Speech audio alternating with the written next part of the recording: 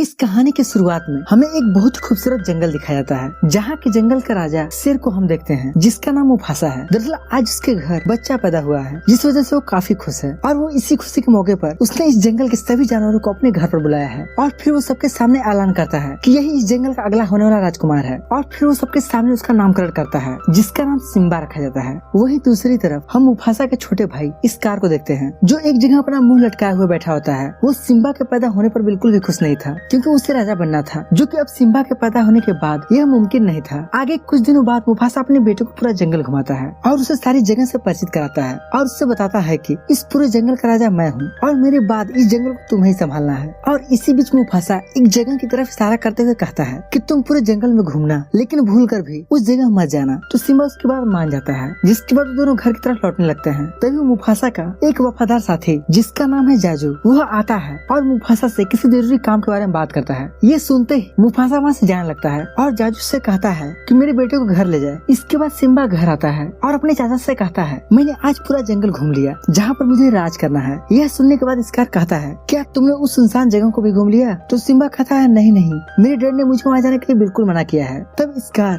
जो कि सिम्बा की कभी भलाई नहीं चाहता था, वह कहता है अरे तुम छोटे बच्चे हो, इसीलिए तुम्हें वहाँ जाने से मना किया है, बट तुम्हारी जानकारी के लिए बता दूं कि वहाँ सभी बड़े जा चुके हैं। यह सुनकर सिम्बा को अच्छा नहीं लगता और अब वो सुनसान जगह जाना चाहता है। और फिर अगले दिन सिम्बा अपनी दोस्त नाला के साथ खेलते खेलते काफी दूर निकल जाता है। हालांकि उनके साथ और भी जानवर होते हैं, लेकिन वे उनसे भी आगे निकल जाते हैं और धीरे धीरे उस सुनसान जगह पहुँच जाते हैं, जहाँ जाने के लिए उसके डैड यानी कि मुफासा ने मना किया था। वहाँ चारों तरफ हड्डियां ही हड्डियां थी। वह जगह काफी खतरनाक थी। तभी वहाँ पर कुछ लकड़बग्घे आ जाते हैं और उन्हें मारने की कोशिश करते हैं। तभी मुफासा का वफादार जाजू वहाँ आ जाता है और उन्हें रोकता है कि रुको रुको, यह मुफासा का बेटा सिम्बा है, जो कि यहाँ का होने वाला राजा है। अगर इसे तुम लोगों ने कुछ भी किया तो मुफासा तुम्हें जिंदा नहीं छोड़ेगा। लेकिन फिर भी वो लकड़बग्घे नहीं मानते और तेजी से दौड़ाने लगते हैं, जिसे डरकर सिम्बा और नाला बहुत तेजी से भागते हैं और बचते हुए जैसे वो गुफा से बाहर आते हैं तो वहाँ पर ढेर सारे लकड़बग्घे उन्हें घेर लेते हैं और वो सिम्बा को मारना चाहते हैं। लेकिन वे जैसे उन पर अटैक करने वाले होते हैं, तभी वहाँ पर मुफासा आ जाता है और उन्हें मारने लगता है और सारे लकड़बग्घों से कहता है कि अगर तुम लोगों ने कभी भी मेरे बेटे को नुकसान पहुँचाया तो मैं तुम सबको जान से मार दूंगा। इसके बाद लकड़बग्घों का लीडर मुफासा से माफी मांगता है और फिर मुफासा सिम्बा को लेकर घर चलाता है। जिसके कुछ टाइम बाद स्कार उसी सुनसान एरिया में आता है, जहाँ वो लकड़बग्घों के लीडर से बात करता है और कहता है अगर तुम लोगों ने किसी तरह से सिम्बा और मुफासा को मार दिया तो मैं यहाँ का राजा बन जाऊंगा, जिसके बाद तुम लोग इस जंगल में जहाँ भी चाहो शिकार कर सकते हो। स्कार की ये बातें सुनकर लकड़बग्घों का लीडर उसकी बातों में आ जाता है। फिर दोनों मिलकर एक प्लान बनाते हैं कि कैसे सिम्बा और मुफासा को मार दिया जाए। इसके बाद अगली सुबह प्लान के मुताबिक स्कार सिम्बा को पहाड़ी की एक ऐसी जगह पर ले जाता है जहाँ कोई भी नहीं था और फिर स्कार सिम्बा से कहता है कि तुम इस जगह बिल्कुल आजाद हो, जितना मन करे उतना दहाड़ सकते हो, यहाँ तुम्हें कोई भी रोकने वाला नहीं है और अपनी प्रैक्टिस आराम से कर सकते हो। अब सिम्बा उसकी बातों में आकर जोर से दहाड़ने लगता है और उसकी आवाज को सुनकर लकड़बग्घे अपने साथ ढेर सारे खतरनाक जानवरों को लेकर आ जाते हैं और फिर सभी जंगली जानवर सिम्बा के पीछे दौड़ने लगते हैं और सिम्बा अपनी जान को बचाने के लिए काफी तेजी से दौड़ता है। और उधर स्कार अपने प्लान के मुताबिक मुफासा के पास जाता है और कहता है कि तुम्हारा बेटा ढेर सारे जंगली जानवरों के बीच में फंस गया है। इतना सुनते ही मुफासा दौड़ते हुए उस पहाड़ी पर जाता है सिम्बा को बचाने के लिए। लेकिन जब वो सिम्बा को देखता है तो एक सूखी लकड़ी पर चढ़ा होता है, जिसके बाद वह किसी तरह से उस जगह जाता है और सिम्बा को बचा लेता है। लेकिन जब वह खुद पहाड़ से चढ़कर ऊपर आ रहा होता है तभी उसका छोटा भाई उसे अपने पंजे से मारकर नीचे गिरा देता है।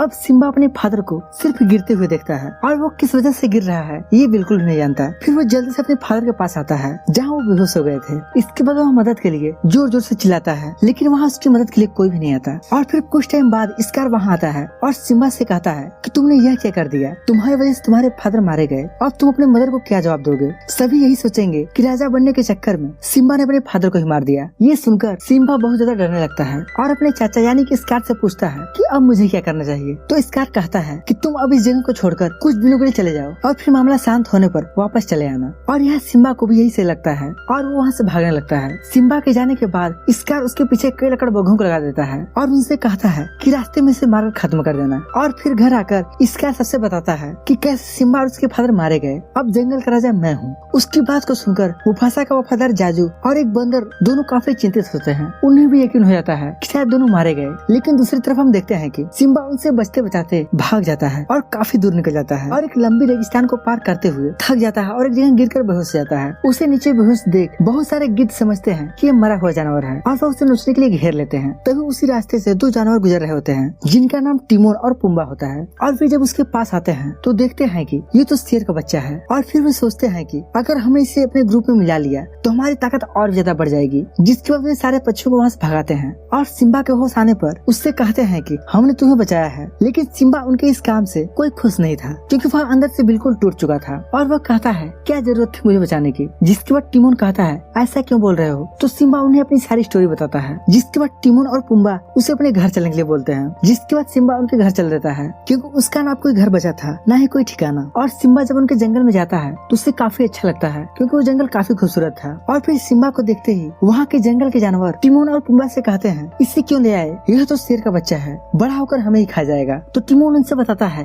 कि ऐसा कुछ भी नहीं होगा, यह अब से हमारा दोस्त है और हम लोगों के साथ ही रहेगा। अब ऐसे ही धीरे धीरे काफी वक्त गुजर जाता है और अब सिम्बा बड़ा हो जाता है। अब दूसरी तरफ हम सिम्बा के असली घर को देखते हैं जहाँ स्कार अब राज करता है और चारों तरफ लकड़बग्घे मनमानी शिकार करते हैं। उन्हें रोकने टोकने वाला कोई भी नहीं है। स्कार एक दिन सिम्बा की मदर को बुलाता है और कहता है कि कितने दिनों तक ऐसे ही मुफासा की याद में रोती रहोगी, अब तुम मुझसे शादी कर लो, इसके बाद हम एक नया परिवार बनाएंगे। लेकिन सिम्बा की मदर इसके लिए बिल्कुल भी तैयार नहीं होती और उधर ये सब बातें सिम्बा के बचपन की दोस्त नाला सुन रही थी, जिससे बहुत ही बुरा लगता है। और फिर वह सिम्बा की मदर से कहती है कि हमें इस जगह को छोड़कर चले जाना चाहिए। लेकिन सिम्बा की मदर कहती है नहीं, यह हमारा घर है, हम इसे छोड़कर जाएंगे कहाँ। इसके बाद नाला किसी से मदद लेना चाहती है और रात होने पर वो उस जंगल से निकल पड़ती है और भागते भागते उसी जंगल पहुँच जाती है जहाँ सिम्बा टिमोन और पुम्बा के साथ रहता है। नाला वहाँ पहुँचते ही टिमोन और पुम्बा पर अटैक करने के लिए दौड़ती है, लेकिन वह किसी को नुकसान पहुँचाती तब तक सिम्बा वहाँ आता है और वो दोनों लड़ने लगते हैं। और उसी लड़ाई के दौरान सिम्बा का बाल टूटकर नदी में गिर जाता है, जो बहते हुए एक बंदर को मिलता है जिसने बचपन में सिम्बा को खिलाया था और वो अभी भी उससे प्यार करता है। और वो उसके बाल को देखते ही समझ जाता है कि यह बाल तो सिम्बा का है और फिर वो समझ जाता है कि हो ना हो सिम्बा अभी भी जिंदा है, जिससे वो बहुत खुश हो जाता है। वही दूसरी तरफ लड़ते लड़ते कुछ समय में सिम्बा और नाला समझ जाते हैं और एक दूसरे को पहचान जाते हैं। जिसके बाद नाला गुस्सा करते हुए कहती है अगर तुम जिंदा थे तो इतने दिनों तक घर वापस क्यों नहीं आए, तुम्हारी माँ वहाँ अकेली है जिन्हें तुम्हारी बहुत जरूरत है। और वही दूसरी तरफ इसका जो कि इस जंगल का राजा बन चुका है, उसने पूरे जंगल में आतंक फैलाया हुआ है। फिर नाला कहती है चलो ठीक है, चलो अब जल्दी से घर चलो, वहाँ तुम्हारी माँ तुम्हारा इंतजार कर रही है। लेकिन सिम्बा उसे साफ साफ मना कर देता है क्योंकि वह इस जगह को छोड़कर बिल्कुल भी नहीं जाना चाहता। उसकी इन बातों को सुनकर नाला गुस्सा हो जाती है और उससे नाराज होकर वहाँ चली जाती है। नाला के चले जाने से सिम्बा भी उदास जाता है और रात में अकेले जंगल में घूम रहा था, तभी उसके सामने वही बंदर आता है जिसे सिम्बा का बाल मिला था। और फिर वह कहता है कि तुम जब छोटे थे तब मैंने तुम्हें अपने गोद में खिलाया था, तुम एक राजा हो, तुम्हें अपने राज्य वापस चलना चाहिए। लेकिन सिम्बा उसे भी मना कर देता है। तब मंकी उससे कहता है कि तुम्हारे फादर अभी भी जिंदा है। इसके बाद वो उसे एक नदी के पास ले आता है और कहता है कि इस नदी में देखो, तुम्हें तुम्हारे फादर दिखाई देंगे। और फिर वो जैसे ही नदी में देखता है तो उसे सच में अपने फादर की छवि दिखाई देती है। तभी आसमान में अचानक से बिजली कड़कने लगती है और उसके फादर की आवाज आती है और वे कहते हैं कि जब तक मैं जिंदा था मेरे लिए सबसे गर्व की बात थी कि तुम मेरे बेटे हो और अब तुम एक राजा हो,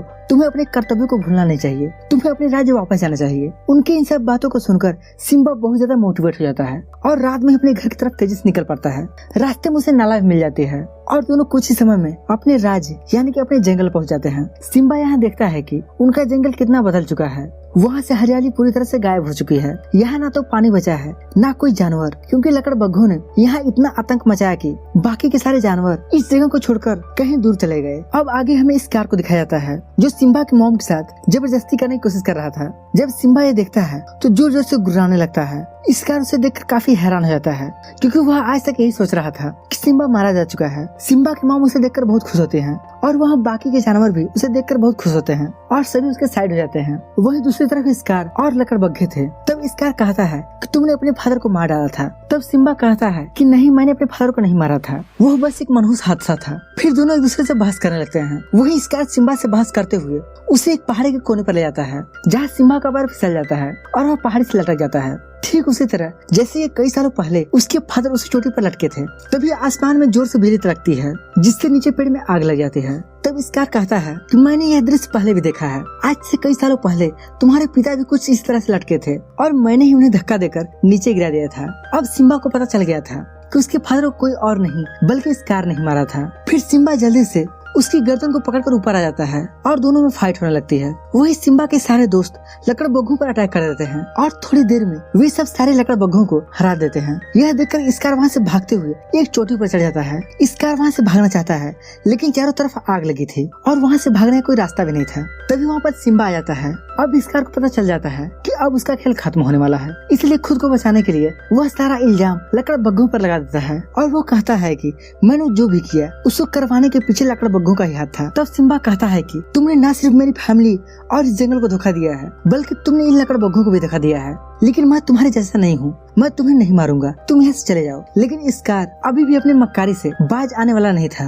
वह जलती हुई चिंगारी को सिम्बा की आंखों पर फेंक देता है और उस पर अटैक कर देता है, लेकिन सिम्बा जल्दी खुद को बचाते हुए उस पर अटैक कर देता है। सिम्बा नौजवान था और उससे ज्यादा ताकतवर भी था। स्कार जानता था कि वह ज्यादा देर तक उसके सामने टिक नहीं पाएगा, इसीलिए स्कार वहाँ से चला जाता है और सिम्बा भी उसे जाने देता है। थोड़ी देर में स्कार को ढेर सारे लकड़बग्घे घेर लेते हैं और कहते हैं कि तुमने हमें धोखा देकर कहीं का भी नहीं छोड़ा, इसलिए वे सब उस पर अटैक कर देते हैं और उसे वहीं मार डालते हैं। और कुछ ही समय बाद यहाँ पर तेजी से बारिश होने लगती है और जंगल में लगी आग धीरे धीरे बुझ जाती है और फिर जंगल में हरियाली फिर से वापस आ जाती है और वहाँ से चले गए जानवर दोबारा लौट आते हैं और वहाँ का नया राजा अब सिम्बा बन चुका है और सिम्बा ने नाराज शादी कर लिया है जिससे उसे एक बेटा पैदा हुआ है, जिससे मंकी हाथ में उठाकर सबको दिखाता है। और इसी हैप्पी एंडिंग के साथ ये कहानी यहीं पर खत्म हो जाती है। तो दोस्तों उम्मीद करते हैं कि आपको ये स्टोरी जरूर पसंद आई होगी और अगर आपको ये स्टोरी पसंद आई है तो इस वीडियो को लाइक और चैनल सब्सक्राइब जरूर करें। बाकी हम मिलते हैं एक नए दिन एक ऐसे ही धमाकेदार वीडियो के साथ, तब तक के लिए बाय बाय।